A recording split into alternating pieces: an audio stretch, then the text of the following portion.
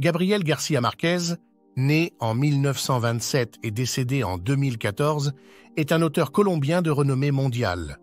Il a reçu le prix Nobel de littérature en 1982 pour ses œuvres marquantes dans le genre du réalisme magique. Son roman le plus célèbre, 100 ans de solitude, publié en 1967, est un chef-d'œuvre qui a captivé des millions de lecteurs à travers le monde. L'histoire commence avec José Arcadio Buendía et son épouse Ursula Iguarán, fondateur de la ville fictive de Macondo. Ils sont les premiers membres de la famille Buendía, dont l'histoire s'étend sur plusieurs générations. José Arcadio est un homme curieux et inventif, obsédé par les découvertes scientifiques et les mystères de l'univers. Ursula, quant à elle, est une femme forte et pragmatique, déterminée à préserver l'unité et la prospérité de sa famille. Le couple a 2 enfants, José Arcadio et Aureliano, qui auront chacun des destins remarquables et souvent tragiques. José Arcadio, l'aîné, est un garçon fort et aventureux qui finit par quitter Macondo pour voyager. Il revient plus tard, transformé en un homme imposant et sauvage, dont les actions impulsives et violentes marquent la famille.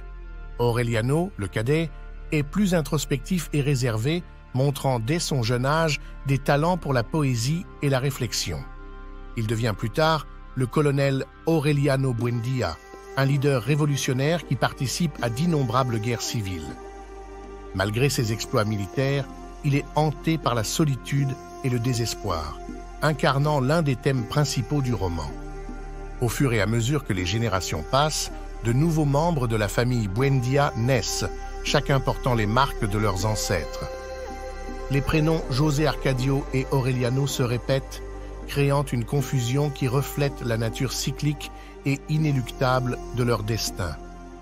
Chaque membre de la famille lutte contre sa propre solitude et ses démons intérieurs, souvent aggravés par des malédictions et des prophéties. L'une des figures les plus emblématiques est Remedios la Belle, une femme d'une beauté surnaturelle et d'une innocence presque divine. Sa beauté attire l'attention et la convoitise de nombreux hommes, mais elle reste distante et détachée des réalités terrestres. Un jour, elle s'élève littéralement au ciel, laissant derrière elle un sentiment de mystère et de fascination.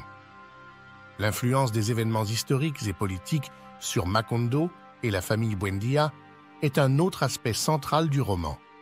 La ville passe par des périodes de prospérité et de déclin, souvent en parallèle avec l'évolution de la Colombie elle-même. Les Buendía sont témoins de l'arrivée des étrangers, de la montée du capitalisme et des ravages des guerres civiles. La famille Buendía connaît également de nombreuses tragédies, notamment des décès prématurés, des amours impossibles et des folies. La folie de José Arcadio Buendía, par exemple, le conduit à être attaché à un arbre pendant de nombreuses années avant sa mort. 6 descendants héritent souvent de cette instabilité mentale, créant une atmosphère de malaise et de prédestination.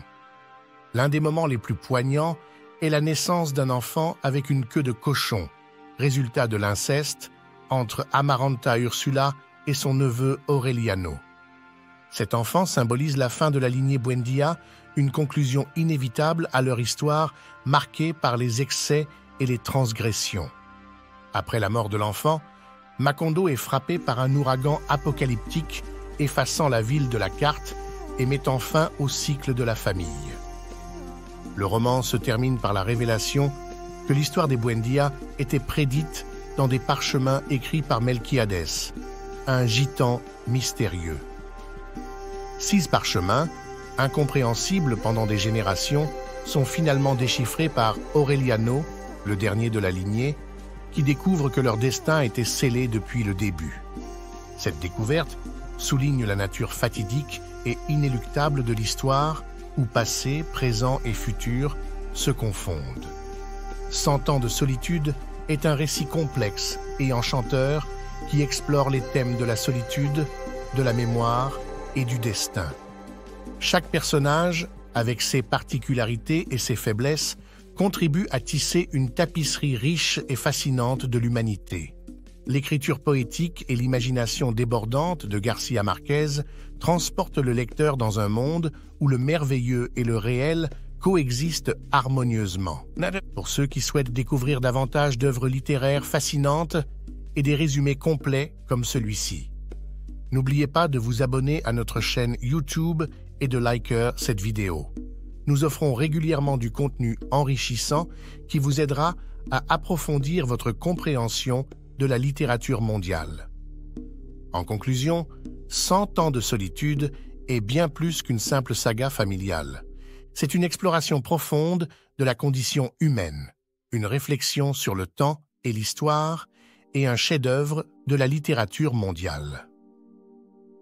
L'ouvrage de Gabriel Garcia Marquez reste un incontournable pour quiconque s'intéresse à la richesse et à la diversité de la fiction narrative.